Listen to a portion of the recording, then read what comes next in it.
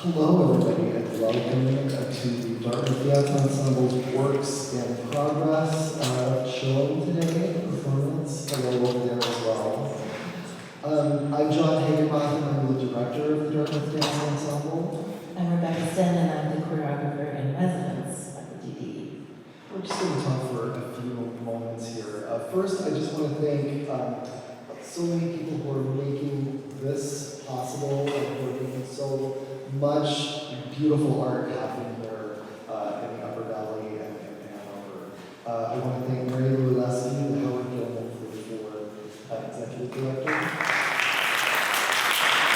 and managing director and executive producer Joshua Bryce Cole, company manager and Dartmouth Dance Ensemble member Rachel Isaacs-Valbal. Our genius production manager, Jesse Sullivan. The entire production team, Kevin Melenda, Ben Pike, Jean-Louis Tobin, Wendy Stevens, and Lily Ten Pike. Thank you all so much. I also want to thank the Irving Atrium for making this space available while the Hopkins Center is under a momentous construction project, which is coming along beautifully, oh my God. There was a topping off ceremony last week and getting it done. But in the meantime, it's really, really wonderful to have access to this cool space. Great. So we're just gonna give you a little bit of a lay of the land here, give you an idea of what to expect from what's about to happen. Would you like to say something? I'll give a lay of the land. Sure. So, what you are seeing, what you've started seeing, what you will continue to experience today is works that are in progress. They're not finished yet. You're getting a sneak peek. All of them have been started, we're working on them, they're being finessed, they're being thought through, considered, and then in May, we will do a performance, two performances actually, May 24th and May 25th at the Bima, which is a really beautiful outdoor space. You kind of feel like you're in the middle of a forest watching dance. It's really something. And so these pieces, it's a really interesting chance, kind of opportunity to see something in its nascent state and then see how it's developed. So in May, these same pieces will be much more sort of substantial and fleshed out. So please join us. The shows are at 5:30 p.m. on the 24th and the 25th. Thank you. Yeah, and so we will also talk a little bit between some of the sequences that you're about to see and explain a little bit about where they're coming from. And I'll just say, we opened with this tap choreography by Jess Volntrapini. And I know Jess is going to want to say some stuff about what we saw, and we'll have an opportunity to do that a little bit later in the program. The program is going to last around 45 minutes. Great. Well, I think we'll move on then to the next piece of the program. So this piece is actually a ballet piece, and I'm working with several groups of dancers on this. The whole piece is called Angel Share. It's actually based on something I made for the Atlanta Ballet a number of years ago, and really enjoyed working on it. And this doesn't really look anything like that. Structurally, it's very different, so the steps are different. The population of the cast is much larger in this version, but it's been a real joy to sort of revisit this idea of what does ballet look like here. So we're going to start with an excerpt that we're working on. This is called Serenade Romanza. Dancers, please come to the stage.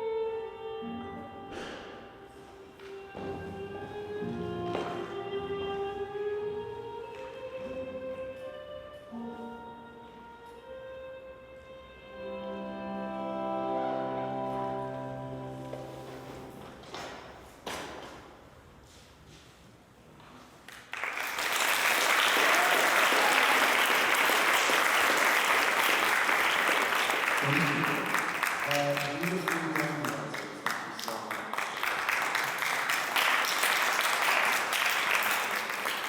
So also that beautiful music is Serenade in C Major by Aaron I'm giving our dancers a moment to run some point shooters because the next portion of this piece is performed by I would say this is a sort of a new population of dancers to me. This is the second time I believe that we've ever incorporated folklore into something that Dartmouth Dance Ensemble has done. And this section that you're about to see is going to lead right into a totally different version of what you just saw. So one of the valuable things about the music that we're showing is the choreographers can play with what's happening and sort of experience with the audience present how things may fit well or not fit well together. So what is going to happen is you're going to see this dance on point, and then there's going to be a breath, and then you will see a different version of the dance you just saw. Cool. Point dancers, how you doing? Coming along, major construction, Hopkins Center style? Okay, great, we're ready. Perfect.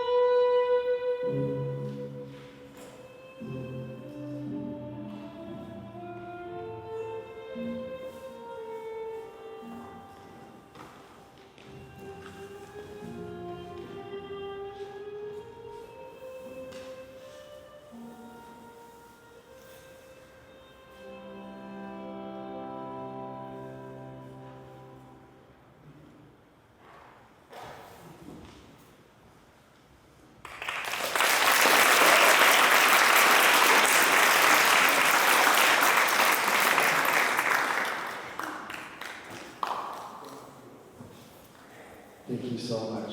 Hi, Polly. Hi, Mimi. Beautiful work. So first of all, I just want to say something about falls. We're dancing.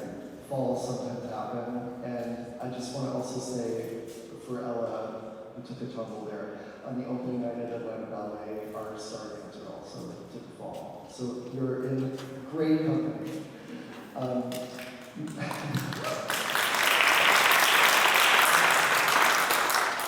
So one of the pleasures of working with the Dartmouth Dance Ensemble is that we also have some really talented choreographers who are members of the group. And this next duet is a work in progress, an excerpt of a piece that is being collaboratively choreographed by Polly and Mimi. So thank you so much.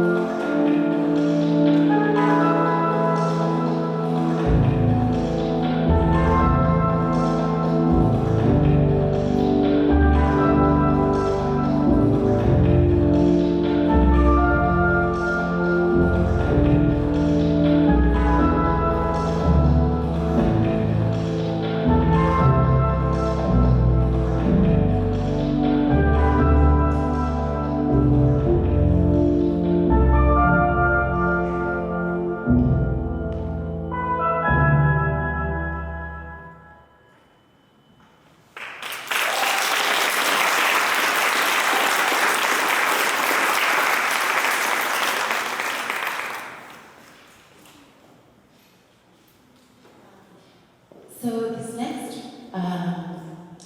excerpt, I'm going to call it, is a piece that I'm starting work on, and we are going to share 3 sections of a piece that is going to be eventually a suite of pieces, all to music by a group called Hermanos Gutierrez. So you're going to see a really short first section, and then we're going to go back and talk again.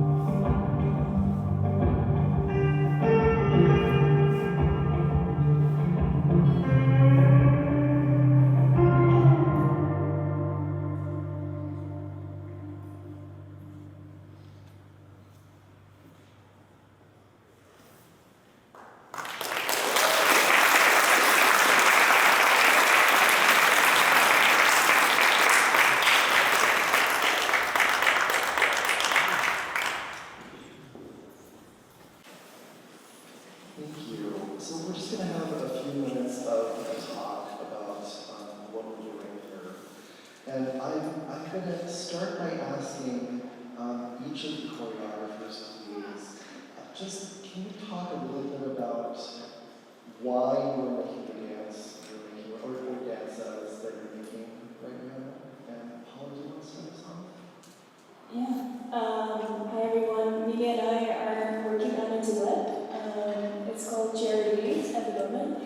We were very inspired by this song by a French electronic music composer and the work that has been done in choreography on it, and decided to bring it to life on this stage. And I think we're talking a lot about Rebecca's method of choreography, about kind of like coming up with something together and then putting it on our bodies. I think that really helped in making this dance.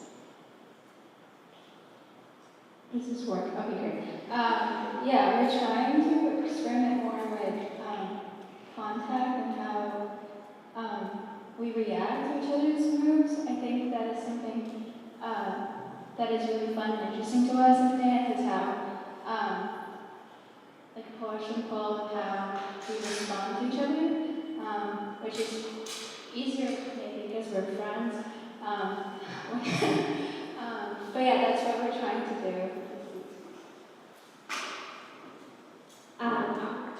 Charlene, I choreographed the tap piece, and I guess I also was super inspired by the music. And tap can be done to a lot of different types of music, but this piece is maybe a less likely choice by the conventional standards. It's pretty simple in that it's primarily a piano, but I loved so much how the piano expressed what felt to me very emotional, and it's also very positive. I think it felt like very uplifting and free. So I really wanted to choreograph something where people, tappers, could sort of celebrated like, different styles. And I want to give a huge shout out to Nina and Polly because they've never tapped before. Literally before like months ago, so that's pretty incredible, and that's also like true for other people joining the dance. So it takes some people in the dance that we're missing today, but they've tapped for a long time, and then others have literally just learned. And I thought that is so cool and such a representation of how different personalities come together and strengths, and that music spoke to me in a similar way. So there's several more minutes of that piece to come to. This is just the beginning part, and a lot of really interesting things happen, like little subgroups dance, and so it's also fun to play around with matching certain tap rhythms to the music really specifically. So the piano is playing really specific rhythms, and it's very fun choreographically to try to match those rhythms with different tap movements. So I thought that was a fun challenge too. So this is interesting for me to hear because it sounds like the other choreographers on stage have all really been inspired by the music as a kind of catalyst or, starting off point. And, there are so many different approaches to choreography and making dance. And I don't know that I always start with music. Sometimes it's an idea or you'll see something or an improvisation. But in the piece that I'm working on, the Humanos Gutierrez piece, I am literally doing something that I would call, music visualization. Like I am literally making moves exactly to the music in a way that I don't usually do. Like I'm really having fun with that. So the piece that you just saw and the pieces that are coming up, the next two pieces, are like what I see in my mind when I hear that music. Thank you. You already heard a little bit about where my piece is coming from.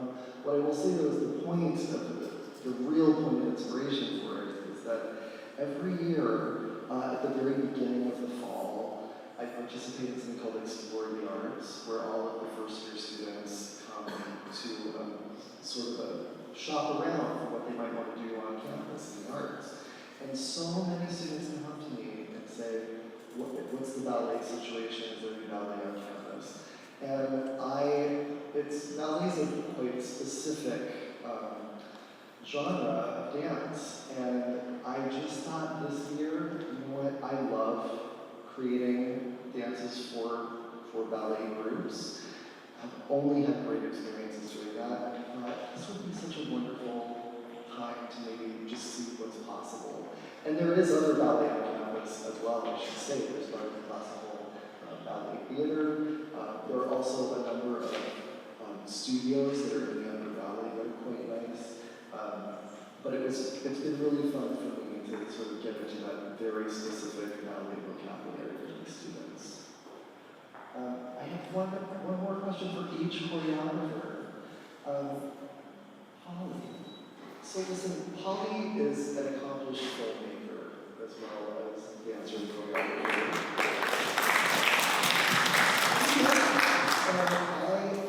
I'm curious to know, is there any overlap with your dance and or choreography and your film work?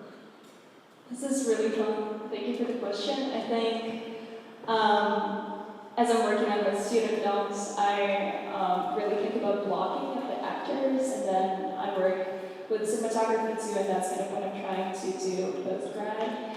And I'm thinking about how I'm moving the camera and what role does my camera take in this scene, and that's something that I'm thinking about a lot. And it's very similar to dance, I think, in many ways, and that's why in this blocking, that's where my dance background comes through a little bit. And I find it easier to have a very moving and like free-flowing camera on set because of that.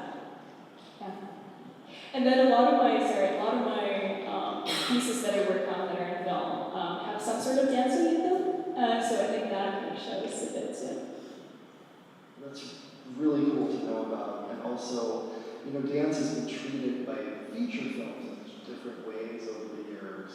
I'll be very curious and delighted to see what you make as time goes by. Mimi, so listen, I am fascinated by your path through Dartmouth because and you're going to correct me if I'm wrong, but I believe you came to the dance ensemble with relatively little dance experience. But you have really, you just dove into the deep end really fast. You every opportunity, you took us up on it. And now here you are also choreographing and collaborating. I'm just curious to know, why choreography? Of all the opportunities that exist, why choreography? I think a lot of times I'm concerned that moves coming from other people's minds don't look good on me. So Story of my entire career. I think choreography is the only way where you were in control of what you do. And you're well, I don't care as much how this looks. I know it feels good, so there's no way it looks that bad. So I think that's why. I also really, I don't know, I have, since last year, I wanted to do a duet with Ollie. Because they got me into PE, and as I said, we're good friends outside of this, so I think it's a great opportunity for us to kind of merge those things together. Yeah. Thank you. Yeah, a number, as Rebecca is relating to what you're saying, a number of the greatest choreographers on the planet have made their work to with dance with dancing. anyone else. Exactly. They don't want to dance with anybody else, or they want to make something very specific to their particular bodies. Yeah. Jess, okay, I'm curious to know, you started to get into this a moment ago when we were talking about your piece, but when you were, let me say something personal first. So when I'm making work, sometimes a move will pop in without music available. Sometimes it's based on the music. It always happens in my apartment first, and in the studio second. Tap, which is so rhythmically driven, I am very curious to know. And you mentioned that fitting some of the rhythms to the rhythms of the music is something that you're thinking about. Are there other ways that you consider tap and the sounds or the visual of it when you are creating choreography? Yeah, that's a great question. And I know with tap dance, people have, well, in all dance, people have lots of different ways to go about this. This is definitely, for this piece, very specific. Like, oh, I'm hearing this rhythm. Let's see if I can make something that sounds like that with similar dynamics, like loud and then soft, and then maybe like a long. Like, how do you make a tap sound like long? So that's kind of like a fun way, and that involves usually movement. So, but then sometimes, if I'm wanting to choreograph rhythms just on top of other movement, or maybe just even doing like a cappella tap, then I'm often just really inspired by other music that then I turn into a tap rhythm. So I'll hear music or hear a song. That drums are often a really good way to inspire tap, because we are kind of like drummers with our feet. So like, that is such a cool riff, and then I'll play around with that and see if I can recreate that or a version of that with my feet. And then I'll usually secondarily try to find a way to make it look cool. Because if you're closing your eyes and listening to it, it should sound really interesting and nice, but then it's also nice to have an extra like visual pleasure as well. So that, I think that's really, I don't always achieve like both of those things, but those are usually the two things going in my head, like, oh, what are really interesting rhythms I've heard lately, and then also how can I make that maybe look interesting or look dynamic, because when I'm figuring out the rhythms, I'm usually just like at my desk or something like this. And then if you translate that to stage, it doesn't look very interesting. It might sound nice, but it might not look interesting. So yeah, those are the two kind of pieces I think of. Cool, thank you. Rebecca, you and I have known each other for quite a long time. We went to school together, actually. And I am curious to know, you've also been choreographer in residence for a number of years here. 10 years. Okay, happy anniversary. And you consistently make really beautiful, thoughtful work. Yeah, for our members. And I am curious to know, for you personally, how do you keep it fresh and the invention alive over a long time working in the same context? I know the answer immediately. Well, I recommitted to choreographing on the people in the room. So whoever happens to be standing in front of me, that moment is who I'm going to, as Holly mentioned actually, who I'm going to pull material from. So I'm not a kind of choreographer who plans in advance, for the most part. I come in and I say, who is standing here with me right now? And that is the kind of energy, ethos, personality of the work that's going to be made. I will say though that in recent years I've been doing something else, which is I've been sending the dancers, see now with technology, I put something up on Dropbox, a video of me dancing, and then I say, take this material and find a way to make it your own on your bodies and bring that to rehearsal. That's been fun. That's the last couple of years. In any case, it still stays true to this idea of saying, to keep it fresh, it's never the same group of people in the ensemble from year to year, and so the interchange of personalities is interesting to me. I think that's good for our bit of a talk right now. Thank you for letting us into your inner workings, inner thinkings about how you're making your dances. We're going to now conclude the program with a couple of records. There's two more to this suite that I'm building of dances by the group. The music is Hermanos Gutierrez.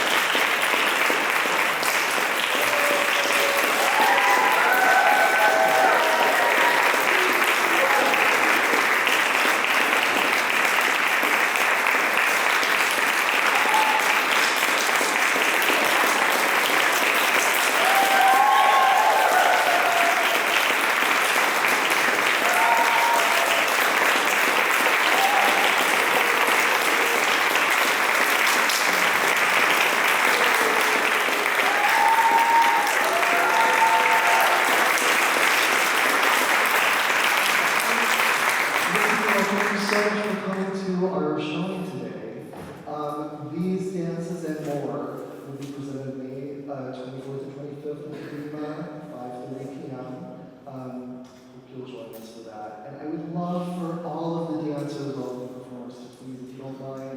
introducing yourself and saying what year, if you're a staff member, or if you're faculty, what you do. I'm Marie, I'm 27, thank you. I'm Angela, I'm also 27. I'm Ella, I'm 27. I'm Mateo, I'm 24. I'm Roman Oliveria, I'm a 23 and also the administrative coordinator at the hub. I'm Beverly, I'm 25. I'm Cara Lewis, I'm 26. I'm Polly, I'm 24. I'm Mimi, I'm also 24.